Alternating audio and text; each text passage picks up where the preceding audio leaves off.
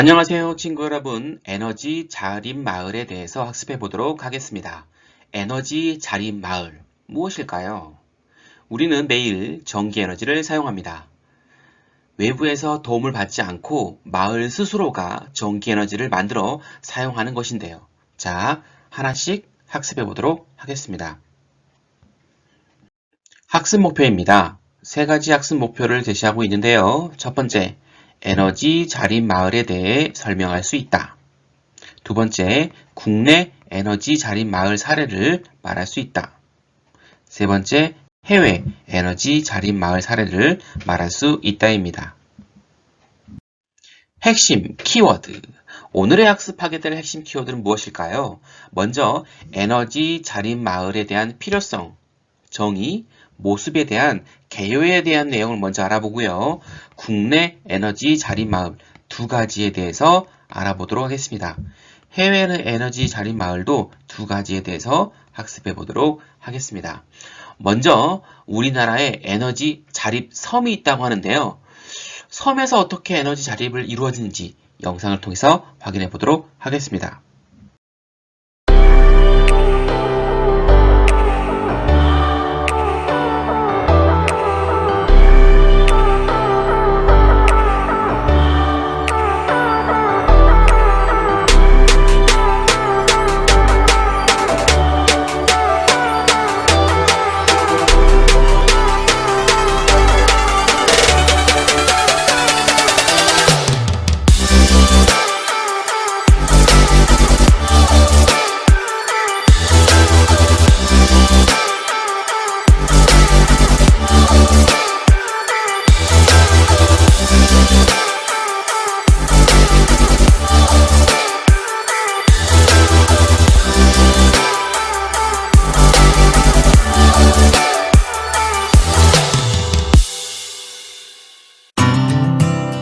이제부터는 섬이 스스로 전기를 만들어내기 시작합니다.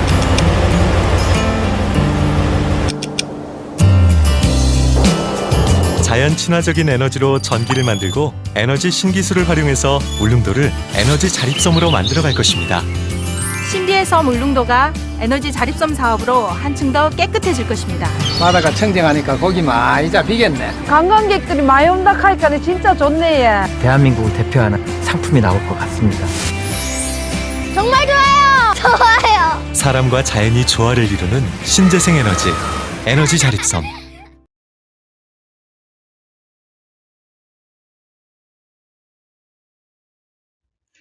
에너지 전체를 자립하게 되는 섬이라 정말 대단한데요. 선생님도 한번 저 섬에 한번 가보고 싶습니다.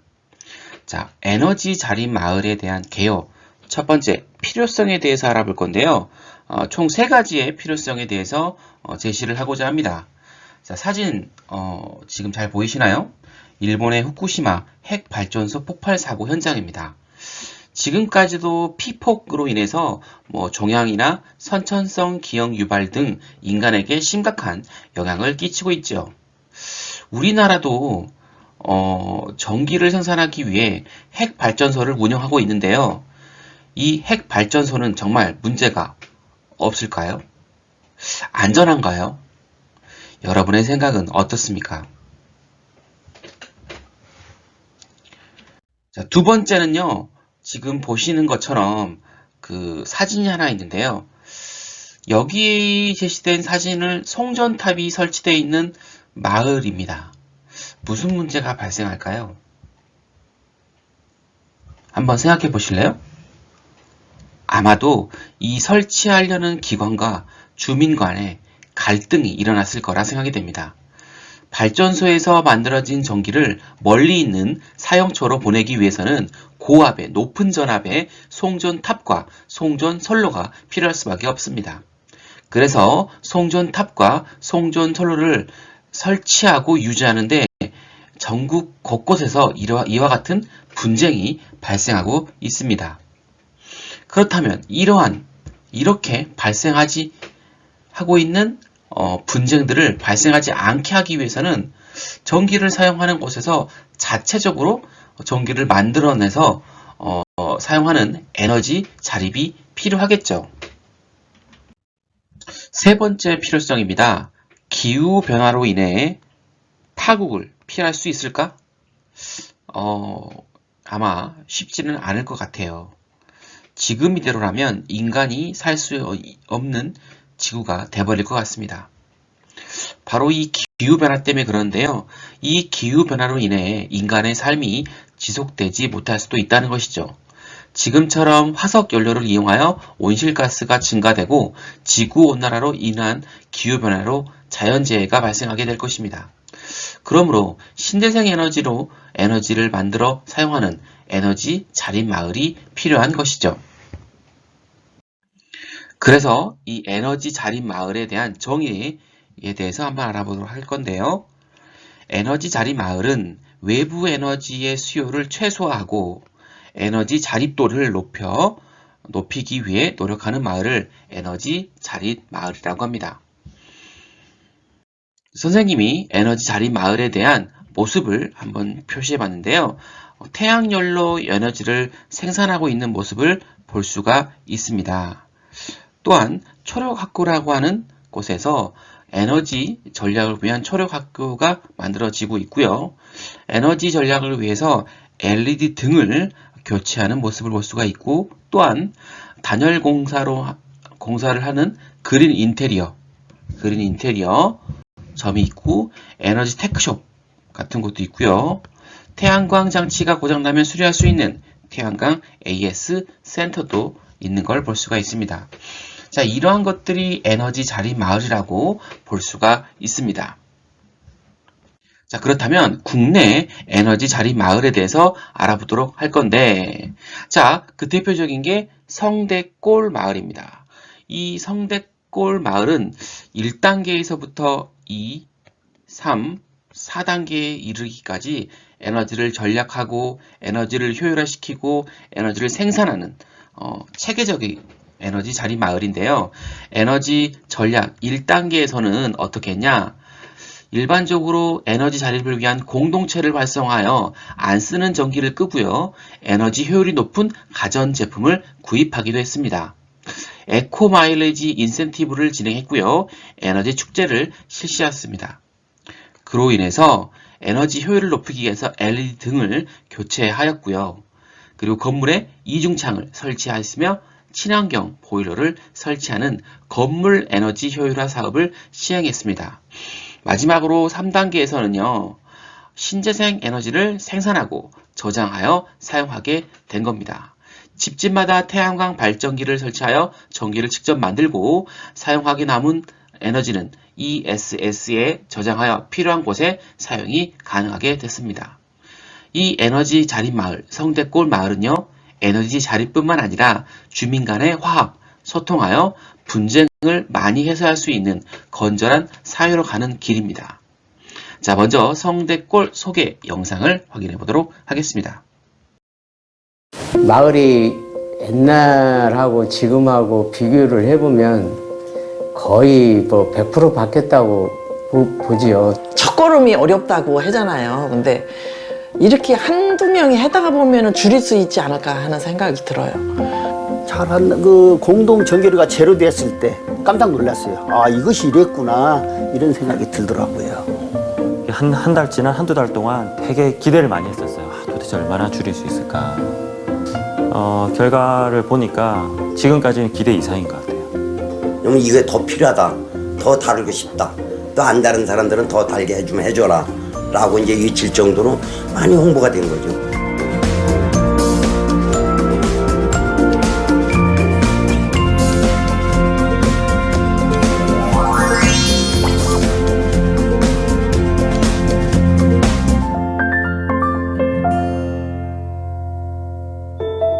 여기 자립된 인생을 살아가겠노라 선택한 사람들이 있습니다. 바로 직접 전기를 만들며 생활하는 서울의 에너지 자립 마을인데요. 날로 더워져가는 지구의 온도, 그 기후변화의 위기에 대응해 주민들이 자발적으로 마을 공동체 단위의 에너지를 절약하고 외부 에너지의 수요를 최소화하는 마을입니다. 저도 이제 전혀 진짜 문외한이었거든요. 신대방 현대에서 3년 하기 전까지는 제가 이런 걸 생각해 본 적이 없어요. 하려고 생각도 안 했었고, 근데 그 제가 3년을 겪으면서 에너지를 전략해야겠다. 나 하나쯤이야가 아닌 나부터 하는 실천.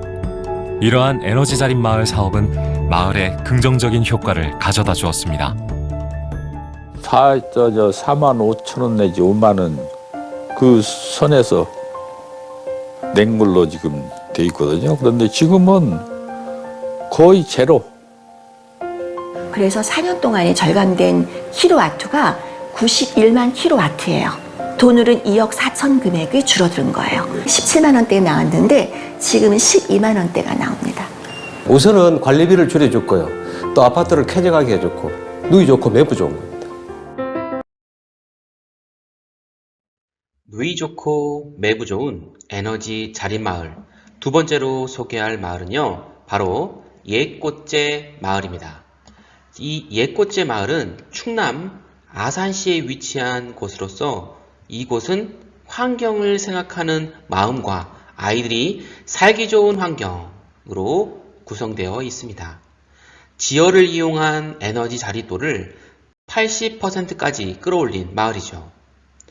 에너지 자립을 위한 공동체가 잘 구성되어 있고 에너지 관련 행사와 교육이 병행을 하고 있습니다. 자, 이번에는 해외 에너지 자립 마을에 대해서 알아보도록 하겠습니다. 먼저 독일인데요. 바로 펠트하임 마을입니다. 이 펠트하임은 독일 베를린에서 기차로 1시간 반 거리에 위치해 있습니다. 이곳은 풍력 발전을 통해 연간 전력량을 2억 5천만 킬로와트로 이 2억 5천만 킬로와트는 5만 9,524가구를 에서 사용할 만큼의 엄청난 양을 만들어내고 있습니다.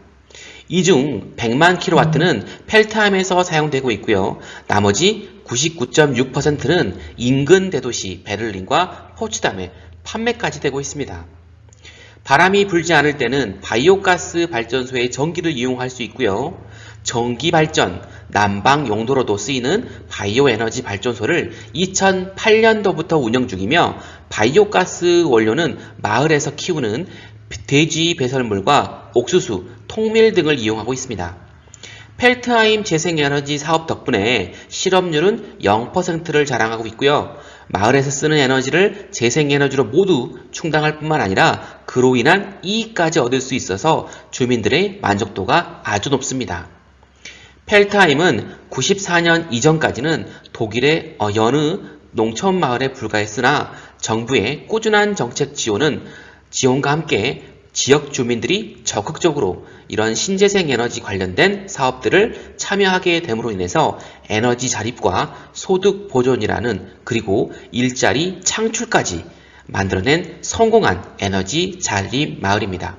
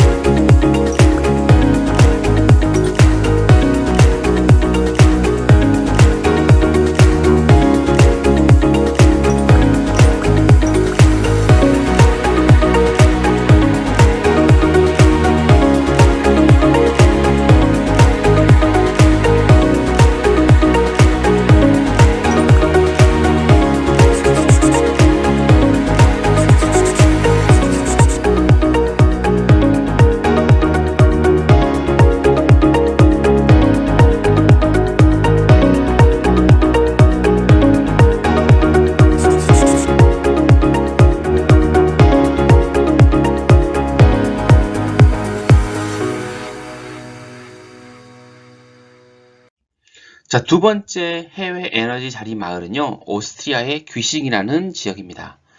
아, 정말 아름다운 사진이죠. 이 유럽 오스트리아 귀싱이란 곳은 시민들이 주체가 되어 에너지 자립 마을을 이루었습니다. 1990년대에 오스트리아 빈촌이라고 하는 아주 가난한 지역인데요. 옥수수와 목재 등을 생산하여 생계를 이루어가는 마을이었습니다. 부족한 일자리로 인해서 주민의 70%는 멀리 떨어져 있는 오스트리아 수도 빈으로 일자리를 구해 출퇴근을 하면서 생계를 유지했지요. 고령화, 인구 감소로 인해서 점점 쇠락해가던 귀싱은 불과 몇십 년 만에 관광객의 발길이 끊이지 않는 에너지 자립마을로 우뚝 섰습니다. 귀싱에서 생산되는 소똥, 건초, 목재, 잔디 등의 에너지원으로 바이오매스 발전소를 설치하여 에너지 자립도 100%를 이루게 됐습니다.